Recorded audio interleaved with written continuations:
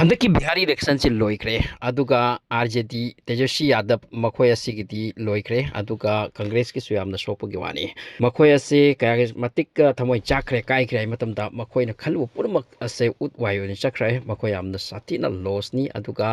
NDA BJP ना अदुकी मतिक फजना success ओइकी मदुदी मसे out of expectation नि एग्जिट पोल सिंग high फाउद ngamdrba adugum mong ki success oiduna satkre masigi charak asida khwaidagi hujik yam kana nainrak lise MIM Asaluddin Owaisi bu yamna kana thagatkre Asaluddin Owaisi ki maki win ni haidi Bihar da changkiduna maki makhada maki party da sanaba makoi MLA manga mapho manga dagi win oikre masi yamna chawraba success amani Owaisi ki haiduna prithibi thungna hujik niknakre pungi ten yeinakre Asaluddin Owaisi MIM की party की मीसिंग हम हराव नखरे तयाम नखरे मदुदी बिहार दा चंगलकलगा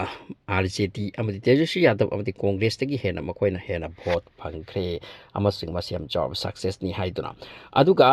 तेजस्वी यादव असे मसिना OSC दसु याम अकन अकन बा वाहाई किसिनी हानगी मतमदा एमपी इलेक्शन दा बीजेपी ना एनडीए ना गवर्नमेंट सेमख्रे असोम नाकन नीतीश कुमार खोय अममसी याउख्रे असोम नाकन ओएससी की टीम असे मासी याउख्रे हाब तेजस्वी यादव ने याथी दे सेनी मदुदी नकोय बीजेपी की बी टीम गुम्बनी अदुगा नकोय से फंडामेंटलिस्ट कांगबुनी अदुना नकोय बु खोय चंगहलो हेतर लैखिबनी मसिदा असरुद्दीन ओएससी ने हाई किसिनी मदुदी तेजस्वी यादव नंगना आइपु चैदना ngang तौरगसु नंगी वीकनेस अदु येंगो अदु हाना सॉल्व तौरब लाक आइबु चै थांगलगा आइबु नमहतपना नंगी सक्सेस ओइगदब नति हाई किसिनी अदुगे मतुंग मान हाई किसिनी मदुदी लाकेसन भोट आइगिसु आइ थोपम तौगनी हाइबदो मदु हाई के वफम दो बाग हंदक तौदन उतख्रेसे हानगी मतमदसु ओएसए की MIM टीम असे मखोय की पार्टी असे बिहार ता लेरमी अदुगा 2020 अथवाइदा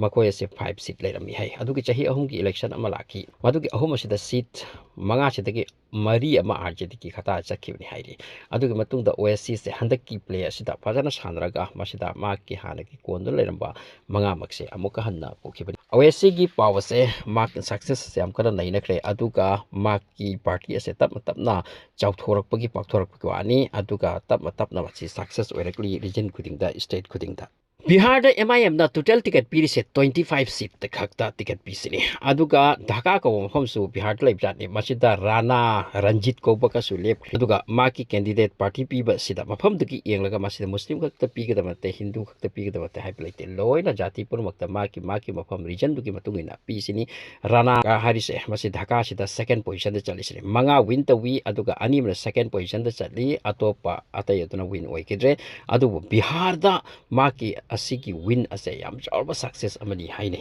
अदुना हुजिक असरुद्दीन ओवैसी की MIM टीम असे हुजिक एनडीए दसु मखोय चंगती अदुगा महा गठबंधन